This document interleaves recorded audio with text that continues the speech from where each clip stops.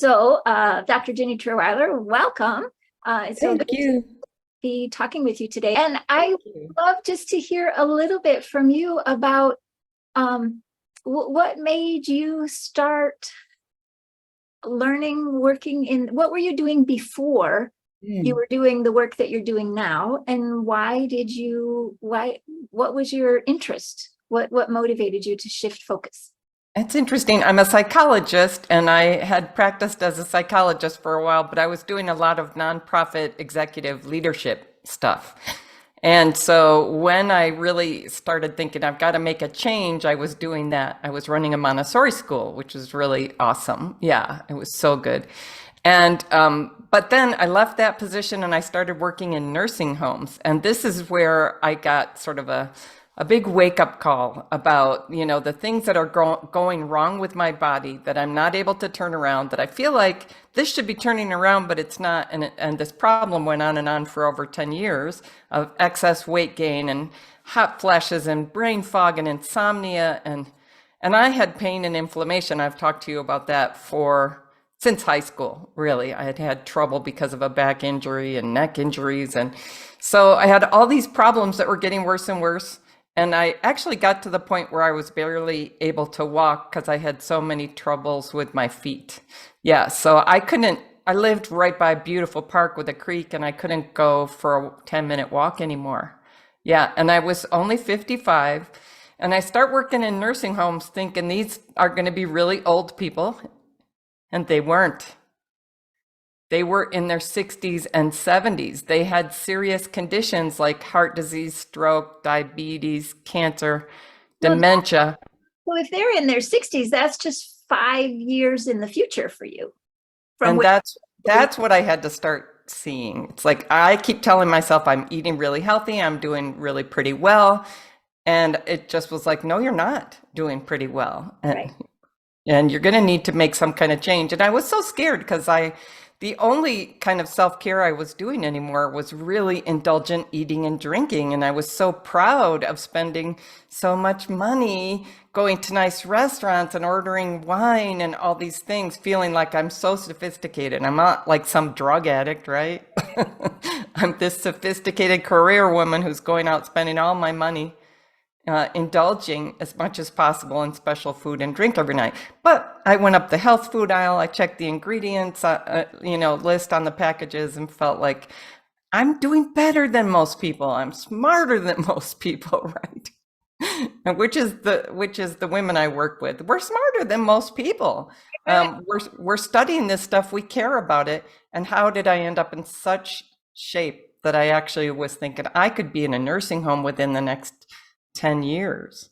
So that really is attention getting, right? You're smart and you're interested in your health and you are investing the time in reading labels and you Yeah. are investing the money in the higher quality foods Yeah.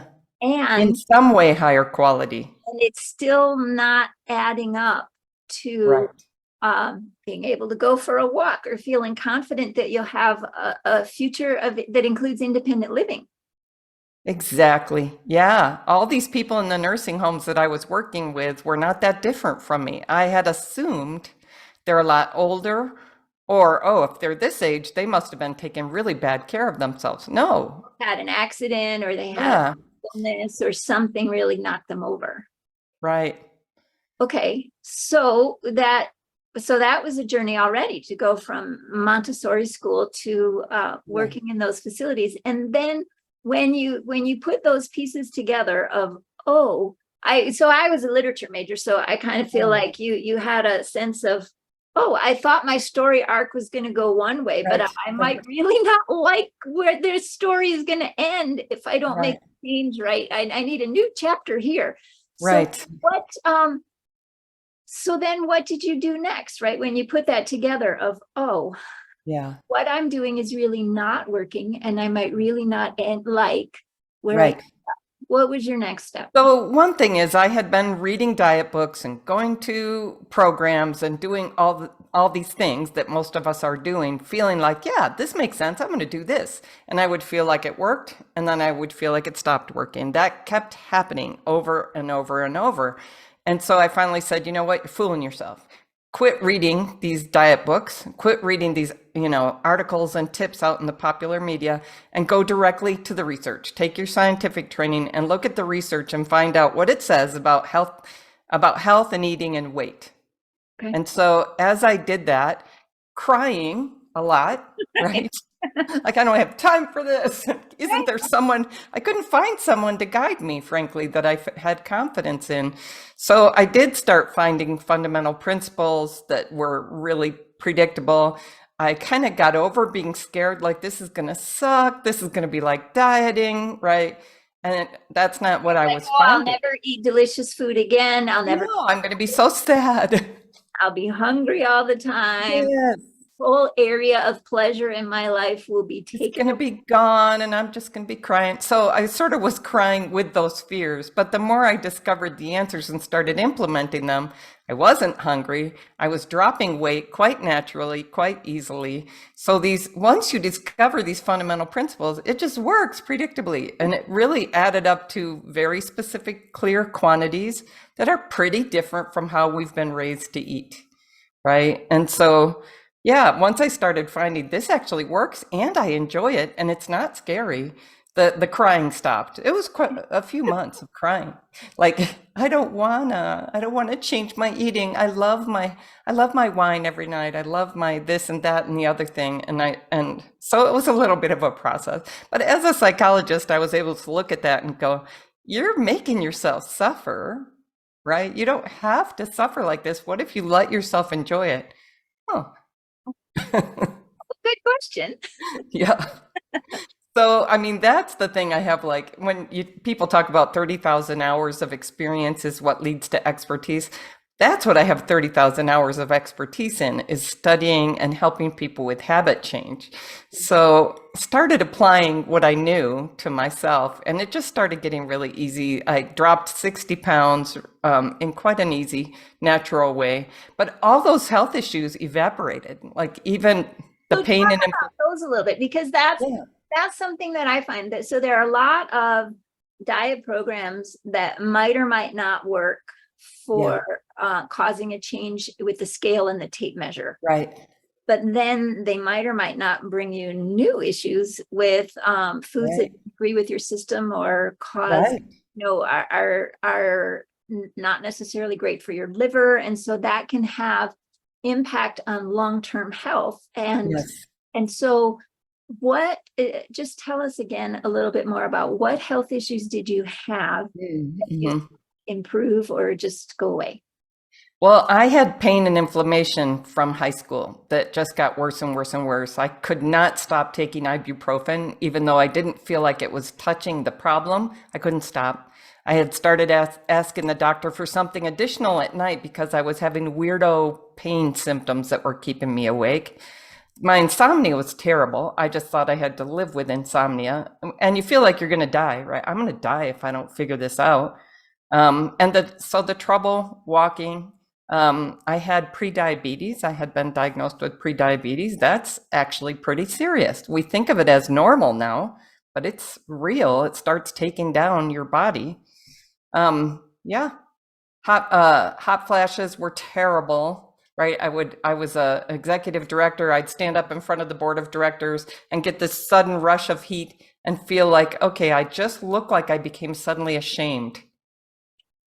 Right. It was miserable, and brain fog. And I mean, I really wasn't doing well. Well, and that, too, what you haven't mentioned, but I read a book that I can put in the comments later, the XX brain. And so not sleeping for long stretches, not sleeping enough or well enough for long stretches also would put you on track for dementia. So in addition to the problems you were already. Yes. What is it? Two-thirds of new Alzheimer's diagnoses are women, and losing estrogen at menopause is one of the big contributors. It's been a protective factor. And so at menopause, like, if you haven't been truly eating healthy, you think you have, but not really, it's time. Yeah. I mean, so all those things went away. I went from my sleep being about a 2. Let me see what my memory is like. So the pain and inflammation, that just gone. Yeah. I So was able to go off all those meds. you were off all the ibuprofen, the Yep. extra, like gone. See, now this is what I'm a movement specialist, and I work with people around how they align and use their body and coordinate for movement. And what I understand about the medical approach to people that go into the doctor and say, well, I've got this pain, is that they get prescribed an anti-inflammatory, which Right. you could Ibuprofen. not eating things that inflame you. Right. And an anti-anxiety, because if you're a little bit calmer, then you won't be as disturbed by things that are going on, and a muscle relaxant. Yeah. The muscles would be calmer and more relaxed if you were using them better in your teams and get Right. a chance to really relax. And so that little cocktail changes your perception of the root problem, but it doesn't actually touch the problem. Right. Just shifted your ability to perceive. And what I've been reading lately is that some of those painkillers and even over the counter shift your ability to experience empathy for other people, or to be in touch with your own emotions. So it makes sense, right? Like if you're shifting ability to perceive or how you sensitivity, yeah, it's going to happen in other areas too. So okay, so pain and inflammation, evaporated. so then you didn't need to change your perception. And I have to say too, the doctors could see things on x-rays that they could surgically fix, right? So some of my friends are starting to have surgeries and they're like, Ginny, it's not like your problem. I have a real thing. It's like, I had real things. From high school, I had extra bone spurring in my back, pressing on the nerves. Right. And if you don't address the root cause that made the first surgery seem like a good idea, why wouldn't you get another surgery down the road? Right. Your body's going to recreate that situation if you don't fix what caused it, right? If my body caused it, my body can change it back. Yeah. So your pain and inflammation was gone. Yep.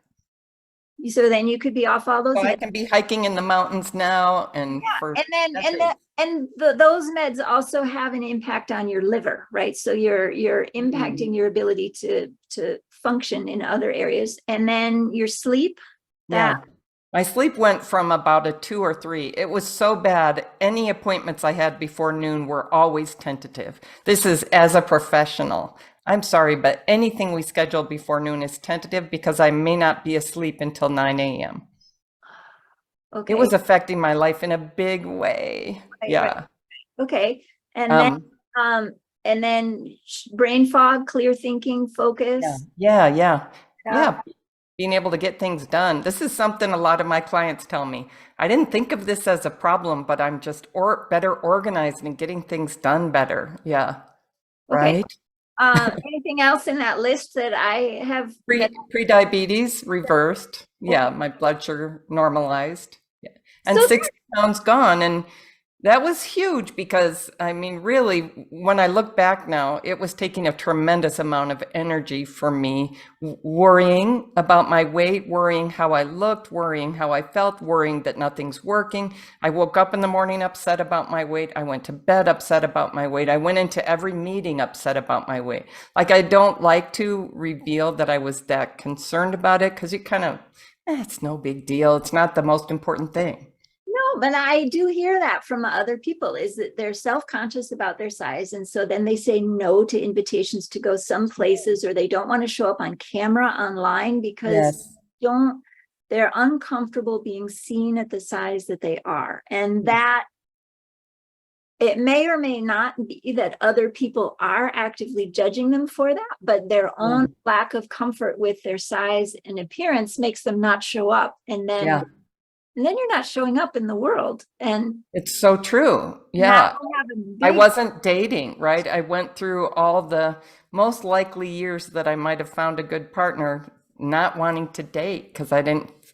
And if I did date, I always went down. I always looked for someone who I thought, this guy's not going to turn me down because look at him. And then I wouldn't be happy with them because I didn't choose someone I thought was great, right? I chose someone I thought was less than great on purpose. Somebody who would tolerate me. Yes. Oh, okay. So I just want to jump in now and say that I started your eating protocol 4 weeks ago, and I can say that my meals are delicious and satisfying, Yeah. and I'm not going hungry, and my skin and my fingernails are in great shape. Yeah. Come down 6 pounds in 4 weeks, and Yeah. some people I think go a little faster. I have some thyroid issues and some other things, so it's I'm finding my way into a pace that is that works for me in a healthy, Yeah. kind manner, and I'm very happy Yes. with that. And Yay. so I just I would like to put out from personal experience that there's not miserable, right? It's not Yeah, like right. on a liquid diet for the rest of your life. Right. And Yeah. there's a wide variety of foods that are permitted. And I want to say too that the quantities I've had to adjust a little bit, but wow, there's some real wisdom, real wisdom in the recommendations that you give, because what Yeah. I find sometimes is like if I don't feel particularly hungry for breakfast, I'll say, oh, well, I'll just have this part. I won't have the whole thing. Okay, fine. But then the next meal doesn't satisfy me. And then Right. the Right. afternoon, I'm still a little bit off kilter. And I'm like, you know what? It's not about whether or not I'm hungry for breakfast. This is the breakfast that will set me up for the day. Yes. And that's also relaxing, because it's not, I don't have to check in. What do I feel like? Shut up. Right. What you feel like. You feel like having enough food at this meal that you will through the morning and be content when you have lunch. Yeah. You don't feel like throwing all the cards up in the air and having a who knows what will happen kind of No, yeah, let's see how this goes. No, yeah, I love that you said shut up. So funny. day.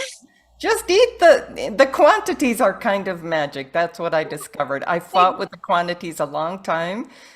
It's a lot of food. It's an abundant amount of food, but that's what our body needs. We're not being raised that way to think, how can I give my body what it really needs? We're like, what do I feel like? That's Yep. our approach to eating. That's a terrible approach. It really is, because then what I notice too is I'm much more aware now of when I am thinking about food. And one of the things that will happen is, well, I'm frustrated. I think I'll get a snack. Yes. What? How does those two things go together? How does your emotional state have a direct connection with your stomach now needs to process something? This is Right. bad for the stomach. So Right. go deal with your emotions another way. Like Yeah. nobody's interested in your nobody's interested in you making that connection. It's not like nobody's interested in you being frustrated. Like, okay, then let's address the source of frustration. Like, if you're frustrated, why don't you take a break? Why don't you go for a walk? Why don't you do something that's truly relaxing instead of stressing yourself out by messing with a protocol that's actually working for you? Right. I love that. Yeah. We talk about the definition of insanity is doing the same thing over and over and expecting different results, which I apply to dieting. You going to diet again? Okay. Yeah. But another definition of insanity is finding something that works and then continuing to, okay, that's great. Now I'm going to search for something different. Why? Let's do what works. And the other thing, and I really got this when I attended your 5-day event a couple months ago, is that what also doesn't work is to just go collect a random assortment of tips and use the tips that you like or you find interesting, and not have a comprehensive program that all the pieces of it make sense in relation to each other. So you can get something that is working for a little while, and then you continue surfing the internet to find some more tips. Well, what other tips do you need if you've got something that's working? Well, and it's not always like we're out there searching. It's being pushed to us, right? So you find something that works. Oh, but here's a new idea, and it sounds easy. It sounds good. It sounds tasty. Smoothies is one I always think of. Ooh, smoothies are enjoyable. They're convenient. I'm going to do that, right? And so people will say, yeah, I'm doing great. I'm doing green smoothies. Mhm. I understand that seems appealing. But yeah, I mean, we have to be more resistant to the latest tips, even if we're not out there searching for them, because they're constantly being sent to us. I just heard this today. This is good for you. Well, and I think too, and I guess I'm coming in this from a slightly different angle too, is I started a couple years ago following and taking some classes from Natalia Musa, who's a hair practitioner. And wow, that has liberated me because I'm not interested in the latest tips. And the bloggers and the people who are making their living off of putting out YouTube videos about hair, that's how they make their living, is constantly saying, here's a new product, here's a new tip. Yeah. It's freed up my life so much. I reliably have good hair days, and I don't ever have to watch another tip video or read another It's article. nice, right? Yeah. I know what works for me. And if things aren't working for me, I get in touch with Natalia and say, what do I do now? And so what I think happens also with your program is, well, when people say, well, I have a tip for you, or you should try this, you can say, I have something that's working well for me right now, and I'm content with that. Right. And so you don't have to read all the tips, and you don't have to get interested in what it is, and you don't have to be concerned about someone else's feelings about whether or not you join them on their tip. You can just say, I have something that's working for me. Yes. I'm just going to keep doing what's working. I'm going to do this. Yeah. It is one of the things people that work with me for a while start to say is it's actually just easier to eat this way. It's actually easy and calming and peaceful, which is not something we think about with our eating. Like, no, what's and that was something else that was new for me. Is I had only eaten on the and the guidelines were still coming in, right? Because you didn't overwhelm us with everything at first. So I was implementing them as they came, and I didn't realize how much more peace and calm I had in my days until I was invited to go out to lunch. And I did everything I could. I had a salad before I went, so I'd be sure to have lots of vegetables, and I had berries ready for when I came home so that I would not get dessert at the restaurant and I wouldn't feel cheated or left out. And I tried to make the best choice I could from the menu that was at the restaurant. And yet, all afternoon, all I could think about was food and how I was craving, and I was hungry. And I was like, wait a minute, this hasn't been happening for the last week. It gave me that there are times when food is on the topic, right? What am I making for my next meal? What am I eating right now? And then food is not something I think about, and I just go focus on the rest of my day. I'm not constantly, what can I nibble? What can I have ready? And I don't have to pack snacks or drinks when I go out to run errands, right? Like, I'm not going on safari. I'm going to the grocery store, and then I'm going to come home, and I don't need provisions to be out. Right. I know. So many of the things we think we need, but these are really important. I'm going to be really sad. It's going to be really hard. We don't need them. It's been marketing and our culture teaching us to eat this way. And then you find more freedom. It's also not eating enough at the meals. It's true. One of the things for me was that I really had to increase the amount of protein and fat I was getting at meals before. And I thought, well, of course I'm going to need to ask about snacks because I always have one. Well, no, if I eat enough at the meal, then I can coast through to the next meal. And so again, it makes my life simpler. We'll just like follow directions for the meals. Like, this is what the human body requires. Get all of that for your meals, and then other parts of your life open up. Right. I know. I had enough time to start a whole new kind of business. I'm going to help other women do this. It frees up tremendous energy. So talk a little bit, please, about the event that's coming up, the 5-day event that people can sign up for. So I created a 12-month program to help women achieve this kind of sustainable habit change and this way of eating and everything. It's fantastic. Women are getting great results. But I knew I had to introduce people to my approach in a little bit of depth, so they'd feel like I get you and you're the one to help me. And also, one of the things I know is that there's stages of change with habit change, and most people are skipping the preparation stage. And so I designed this 5-day event so that I could offer it at no charge. People could get a real sense of what I teach and how I teach. And a certain percentage of people going through that would be at a high stage of readiness to now change their eating. Because what most people are doing is they're like, I think I got it pretty much figured out, but if you have a tip, I'd like your tip. And so that event is partly to say, maybe you don't have it mostly figured out. Maybe there are some really key pieces to learn here that will change your life.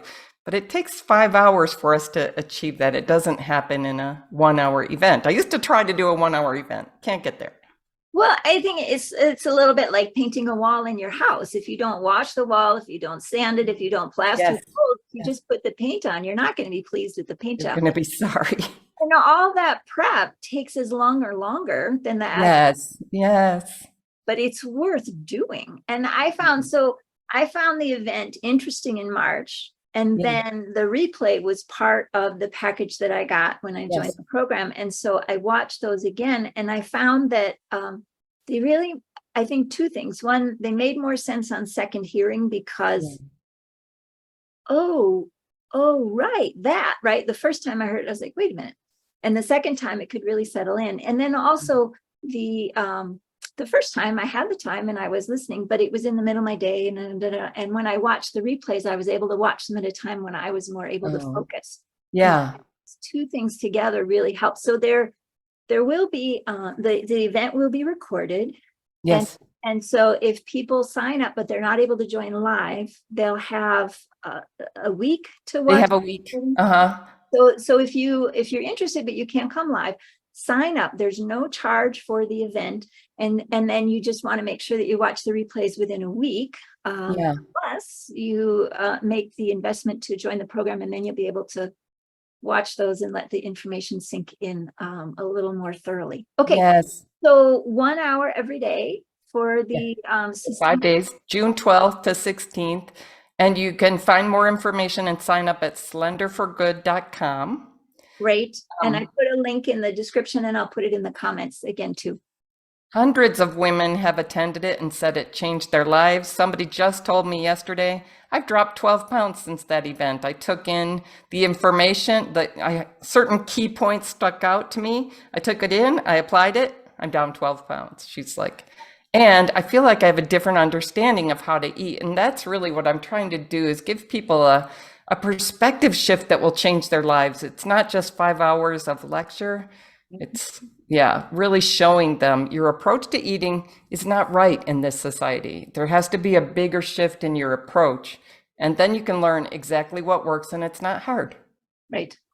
And it's sustainable, right? Like you can live a life this way. It's not, not powdered drink or cans of liquid. Right. No, we're learning to feed our body what it needs, and then it happily releases the excess weight. It's completely different from dieting in that way.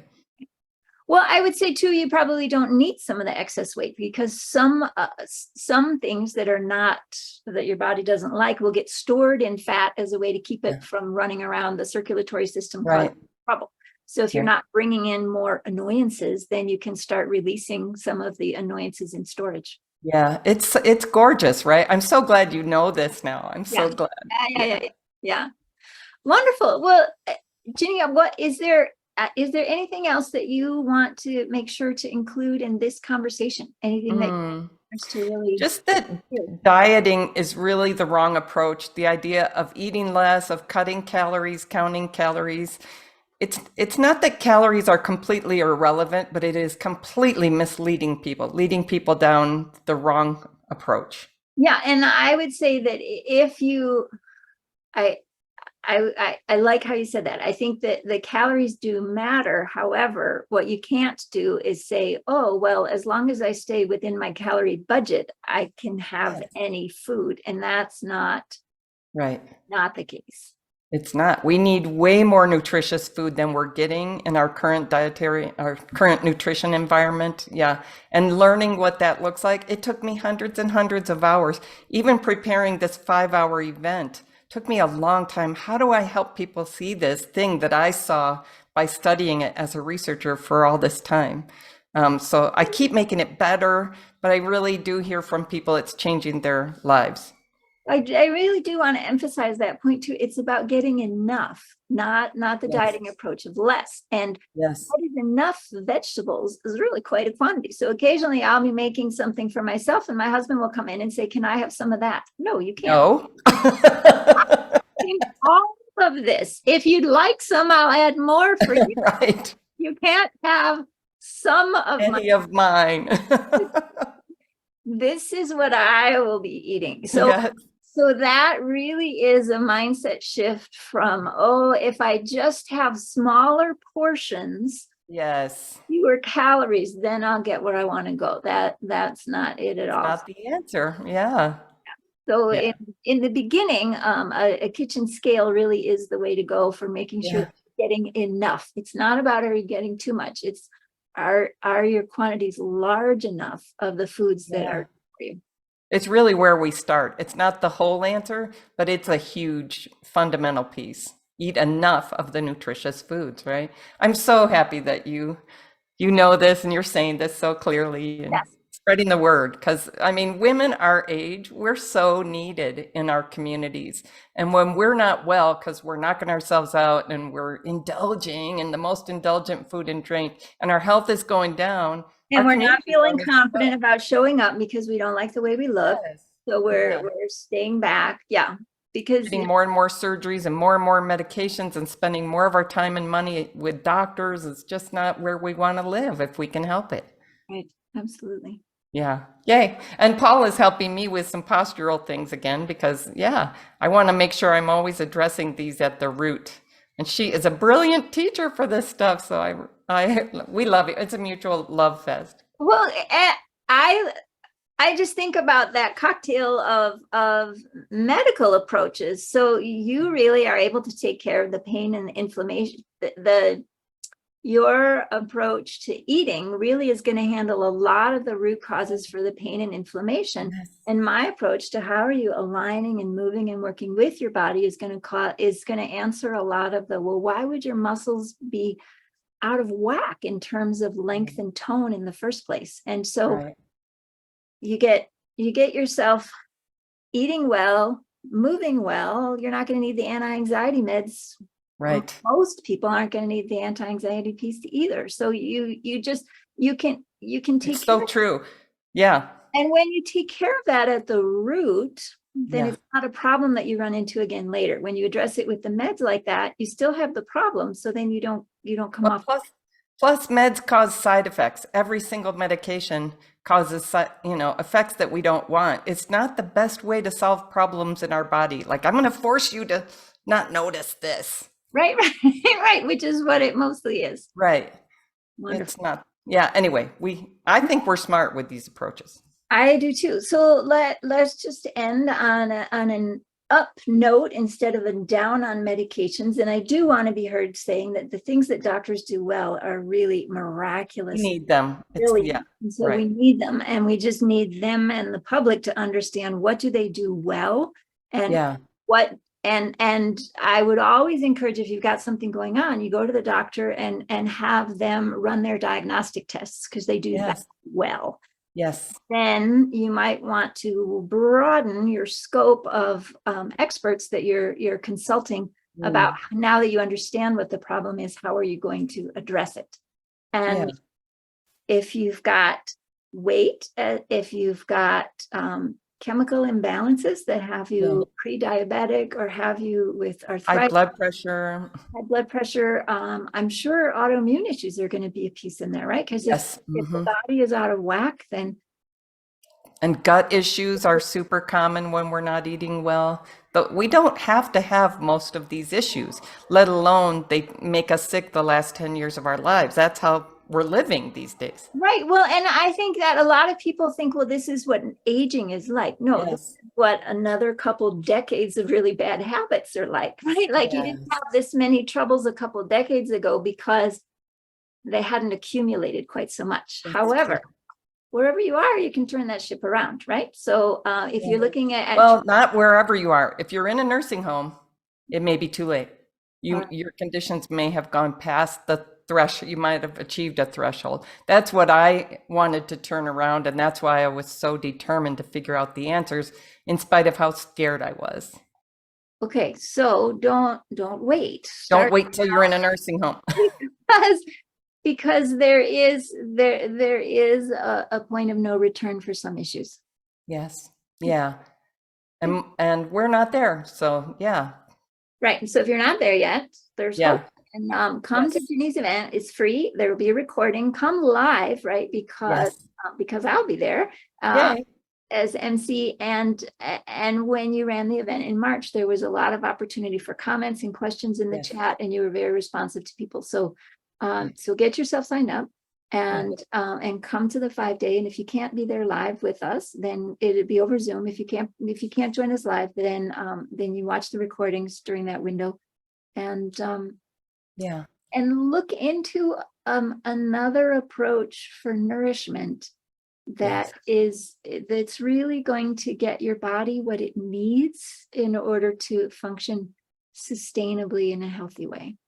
Yeah, it's very peaceful, and it's very nourishing, and it feels really good. It's like when you know you're feeding your body what it needs, that you have a sense of pride. Like Right. Also that, oh, I'm taking good care of myself. Yeah. Like I care about, I'm not shoving the problems off until tomorrow, Mia. I'm taking care of myself, and I have the information that I need, right? Because I think a lot of people get judged for not trying hard enough, but you can try really hard with a diet plan that doesn't work. And heartbreaking. And it's not working, and it's not about your lack of compliance or willpower or how much you want it or any of that nonsense. It's just, if you had a map for the wrong city and you tried to drive around and find where you're going, you're not going to get there because you got the wrong map. It's a great analogy for the eating approach that is encouraged in the weight loss approach. If you just try harder at this, I'm still not going to end up in the right city. Right. Thanks, Paula. So I'm Paula James at Art of Moving Well, and I've been talking with Dr. Ginny Trierweiler about her Slender for Good program and her event that's coming up soon, Sustainable Weight Loss After 40. And so, Ginny, thank you so much for your time today. Any last words? That we've had a pretty complete conversation, I think, but any last words that you'd like to? Just weight loss can be so easy and natural when you focus on nourishing your body and learn what that means. Like, body, what can I do for you? And it feels gorgeous. It's just not painful. Fantastic. All right. Thank you so very much for your time. And the rest of you, will see you again soon. Thank you.